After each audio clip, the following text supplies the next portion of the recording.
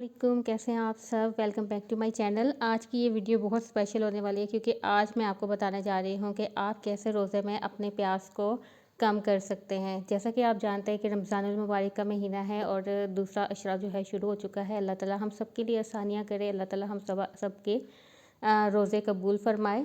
तो रमज़ान में स्टार्ट में तो हम जब रोज़े रखते हैं तो तब इतनी परेशानी नहीं होती, लेकिन आहिस्ता-आहिस्ता पानी की भी कमी होती जाती है और हमें प्यास में भी शिद्दत महसूस होना शुरू हो जाती है और by the end of the month बहुत ही ज़्यादा वीकनेस भी फ़ील होती है कई लोगों को। तो आपको मैं आज वो टोटका बताने जा रही हूँ क्योंकि अक्सर औक़ात ऐसे होते हैं कि हम लोग आम दिनों में पानी बहुत ज़्यादा पीते हैं, लेकिन रमज़ान के दिनों में ऐसा होता है कि हम पानी की वो उतना पानी नहीं पीते जितना कि हमें पीना चाहिए। तो मैं आपको सहरी में और इफ्तारी में 2-3 चीज़ें ऐसे बताऊँगी जिसको करने के बाद इंशाल्लाह ताला ना तो सिर्फ़ आपके पानी की जो कमी है वो ख़त्म होगी, बल्कि आपकी स्किन भी ग्लो करेगी, आप में ताकत भी आएगी, आप एक्टिव भी होगे और आपके रोज़े भी बहुत अच्छे चलेंगे। तो चलें वीडियो स्टार्ट करते हैं, लेकिन उससे पहले अगर आप चैनल पे न्यू हैं तो प्लीज़ इसको सब्सक्राइब कर दें, बेल आइकन को प्रेस कर दें ताकि आने वाली तमाम वीडियोज़ की नोटिफिकेशन आप तक पहुँच सके।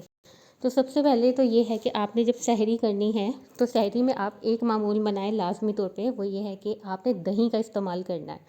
दही का इस्तेमाल लाजमी रख लें, खाने के दौरान आप रख लें या खाने के बाद। कुछ लोगों को अगर नहीं पसंद ज़्यादा दही तो 1 से 2 चम्मच लाजमी तौर पर लें।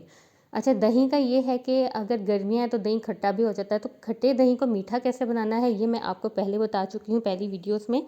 अगर आपने वो वीडियोज़ वॉच नहीं की तो आपको उसका लिंक डिस्क्रिप्शन और आई बटन में मिल जाएगा। तो सबसे पहले नंबर पे अगर हम बात करें कि प्याज को कैसे ख़त्म किया जाता है, आप सहरी में आप जब सहरी करो तो आपने लाजमी तौर पे दही का इस्तेमाल करना है, क्योंकि आमतौर पे हम इफ्तारी में तो दही भले हो गए और इस तरह की चीज़ों का इस्तेमाल कर लेते हैं, लेकिन सहरी के टाइम क्योंकि सुबह आप उठते हो एकदम से, आप इतना ज़्यादा पानी नहीं पी सकते और अगर आप पानी भी पियो ज़्यादा, अगर हम पानी पी लें तो मैदा भी डिस्टर्ब होता है। तो आप उसकी जगह अगर दही का इस्तेमाल करें तो आपको पूरा दिन प्यास में कमी होगी। अच्छा, दूसरे नंबर पे अब हम आते हैं कि दही में मैंने आपको जैसे इफ्तारी का बताया, दही भल्लों की भी आपको रेसिपी मिल जाएगी डिस्क्रिप्शन में। वैसे तो रमज़ान की तकरीबन सारी रेसिपीज़ जो हैं वो प्लेलिस्ट में मौजूद हैं, आपने अगर नहीं देखी तो आप ज़रूर देखें, क्योंकि मैंने ऐसी रेसिपीज़ बनाई हैं जिसमें आप लेस टाइम में, कम टाइम में, कम एफर्ट में मज़ेदार सी चीज़ें बना सकते हैं। अच्छा, दूसरे नंबर पे जो चीज़ है जो आपके लिए बेहतर प्यास में कमी पैदा करती है वो है इलायची।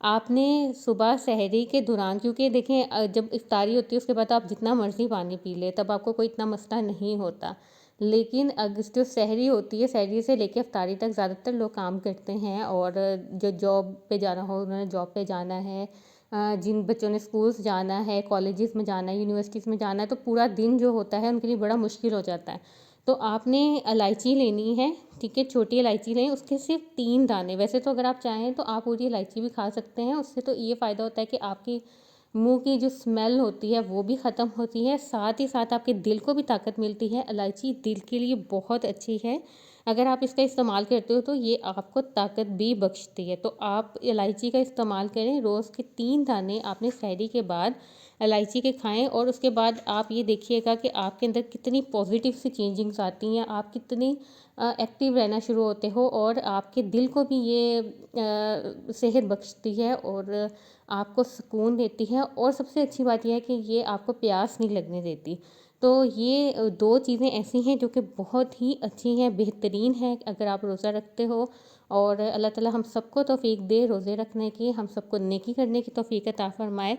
और इसके अलावा जो तीसरी चीज़ है जो कि एंड पे है और ये भी बहुत इम्पोर्टेंट है, अगर आप लोग रोज़े रखते हैं और आपको प्यास बहुत ज़्यादा लगती है या प्यास नहीं भी लगती, समटाइम हमारा जो है ऐसे फीलिंग नहीं आती लेकिन हमें वीकनेस फ़ील होती है और फिर वहाँ से हमें आइडिया होता है कि हमारे अंदर पानी की कमी होती जा रही है। तो उसके लिए हम लोगों को जो तीसरा काम है वो है डिटॉक्स वाटर का।